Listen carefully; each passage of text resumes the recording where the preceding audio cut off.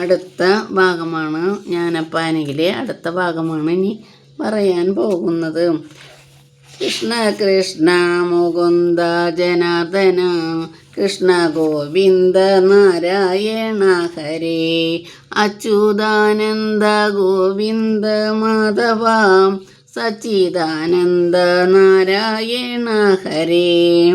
നരകത്തിൽ കിടക്കുന്ന ജീവൻ പോയി ദുരിതങ്ങളൊടുങ്ങി മനസ്സിൻ്റെ പരിപാകവും വന്നു ക്രമത്താലേ നരജാതിയിൽ വന്നു പിറന്നിട്ടു സുഹൃതം ചെയ്തു മേൽപോട്ടു പോയവർ സ്വർഗത്തിങ്കലിരുന്നു സുഖിക്കുന്നു. സുഹൃതങ്ങളുമൊക്കെ ഒടുങ്ങുമ്പോൾ പരിപാകവും മെള്ളോളമില്ലവർ. സുഹൃതങ്ങളുമൊക്കെ ഒടുങ്ങുമ്പോൾ പരിപാകവും മെള്ളോളമില്ലവർ.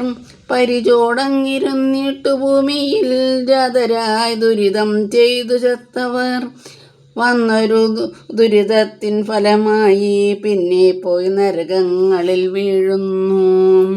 സുരലോകത്തിൽ നിന്നൊരു ജീവൻ പോയി നരലോകേ മഹീസുരനാകുന്നു. ചണ്ഡകർമ്മങ്ങൾ ചെയ്തവൻ ചാകുമ്പോൾ ചണ്ഡാലകുലത്തിങ്കൽ പിറക്കുന്നു. അസുരന്മാർ സുരന്മാരായിടുന്നു, അമരന്മാർ മരങ്ങളായിടുന്നു.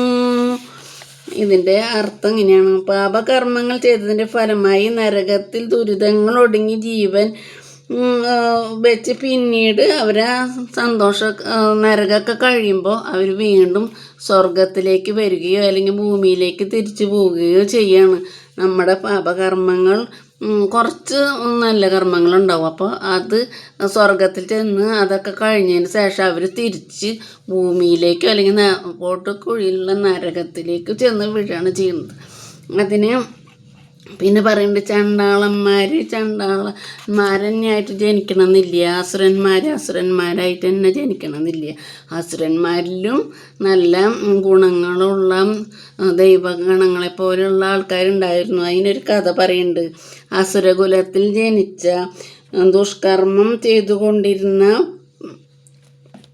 സ്ഥലത്താണ് നമ്മുടെ പ്രഹ്ലാദൻ ഈശ്വരനെ വിളിച്ചുകൊണ്ട് ഇങ്ങനെ ഓം നമോ നാരായണായ ഓം നമോ നാരായണായ വിളിക്കുമ്പോൾ അവരച്ഛൻ എന്താ പറയുക, അവരച്ഛൻ പറയും ഓം നമോ നാരായണല്ല എൻ്റെ പേര് വിളിച്ചിട്ട് നീ പറയണമെന്ന് പറയാം. അങ്ങനെ കുറച്ച് കാലം കഴിഞ്ഞ് അവന് പല വട്ടം കൊല്ലാൻ നോക്കി.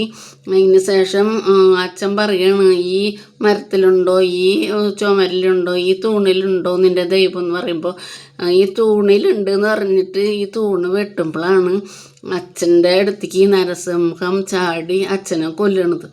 അച്ഛനെ കൊന്നിട്ടും അങ്ങനെ ദേഷ്യം തീരുന്നില്ല. അപ്പോൾ എല്ലാവരും കൂടിയിട്ട് ഈ കുട്ടിയോട് പറയാണ്, നീ ഒരു കാര്യം ചെയ്യ്, നീ ഓം നമോ നാരായണായ ഓം നമോ നാരായണ ചൊല്ലുമ്പോൾ ഭഗവാന്റെ ആ ദേഷ്യമൊക്കെ മാറി നിനക്ക് എല്ലാ അനുഗ്രഹങ്ങളും കിട്ടുമെന്ന് പറഞ്ഞപ്പോൾ ഈ കുട്ടി ഉറക്കെ ഓം നമോ നാരായണായ ഓം നമോ നാരായണായ എന്ന് പറഞ്ഞിട്ട് ആ ദുഃഖങ്ങളൊക്കെ ആ ദേഷ്യമൊക്കെ നാരായണൻ കുറച്ച് കൊടുന്ന് ഈ കുട്ടിക്ക് എല്ലാ അനുഗ്രഹങ്ങളും കൊടുക്കണം.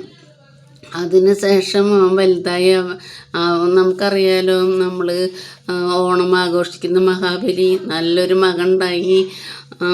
എല്ലാ കാര്യങ്ങൾക്കും നല്ല ഒരു കളവുമില്ല ചതിയുമില്ല അങ്ങനെയില്ലാത്തൊരു മകനെ അവർക്ക് കൊടുത്തില്ലേ ഭഗവാൻ. അപ്പോൾ നമ്മളെപ്പോഴും ഭഗവാനെ വിളിക്കുക. നമ്മൾ തെറ്റ് ചെയ്താലും ചിലപ്പോൾ അതൊക്കെ മാറി നമ്മൾ തെറ്റ് ചെയ്യില്ല. ചിലർ ബ്രാഹ്മണ അസുരന്മാർ പിന്നീട് നല്ല നല്ല കാര്യങ്ങൾ ചെയ്യാമെന്നിങ്ങനെ അവർ വിചാരിക്കുകയോ ചെയ്യുകയൊക്കെ ചെയ്യുമ്പോൾ ബ്രാഹ്മണ കുലത്തിൽ വരെ അവർ വന്ന് ജനിക്കുന്ന പറയണം. നല്ല ഭക്തിയോടുകൂടി അവർ വന്ന് ജനിക്കുകയും പിന്നെ അവിടെ നല്ല സ്വഭാവമുള്ള ആൾക്കാരായി മാറുകയാണ് ചെയ്യുന്നത്. അതാണ് ഇതിൽ ഈ പ്രാവശ്യത്തിൽ ഇങ്ങനെ പറഞ്ഞേക്കുന്നത്.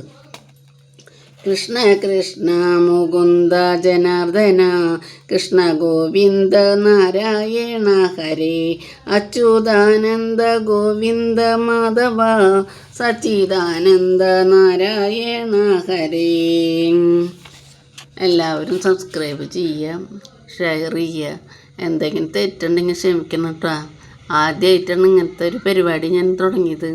ഭഗവാൻ എന്നോട് പറഞ്ഞു 4 കൊല്ലമായി ഞാനിത് തുടങ്ങണമെന്ന് വിചാരിച്ചിട്ട്. പക്ഷേ തുടങ്ങാൻ പറ്റാണ്ട് ഇപ്പം 3-4 കൊല്ലമായിട്ട് എനിക്ക് തുടങ്ങണം. എൻ്റെ വിചാരം ഗുരുവായൂർ അമ്പലത്തിൽ ചെന്നാൽ വെച്ചാൽ നമുക്ക് കഥ പറയാനൊക്കെ പറ്റുന്നതാണ്. അപ്പോൾ ഞാൻ എപ്പോഴും ഇവിടെ പറയും, എനിക്ക് അമ്പലത്തിൽ ഒന്ന് പോയിട്ട് ഒരു കഥ പറയും. പിന്നീട് ആലോചിച്ച് കണ്ട പാണ്ഡിത്യമുള്ള ആൾക്കാരുടെ അടുത്ത് പോയിട്ട് എനിക്ക് ഞാൻ വല്ല വാക്ക് തെറ്റ് പറഞ്ഞു കഴിഞ്ഞാൽ അത് ബുദ്ധിമുട്ടല്ല. അപ്പം ഭഗവാൻ ഒരു വഴി കാണിച്ചെന്താണ്, ഇതിൽ ഇങ്ങനെ പറഞ്ഞ് അങ്ങനെ ശീലമാകുമ്പോൾ നമുക്ക് ഗുരുവായൂർ അമ്പലത്തിൽ ഒരു പ്രാവശ്യമെങ്കിലും കഥ പറയുന്നൊരാഗ്രഹം അത് നടക്കുമെന്ന് തന്നെ വിചാരിക്കണം. എല്ലാവരും ഷെയർ ചെയ്യണം. സന്തോഷത്തോടെ എല്ലാവർക്കും നന്മ ഉണ്ടാകട്ടെ, നല്ലത് മാത്രം ഭഗവാൻ അനുഗ്രഹിക്കട്ടെ.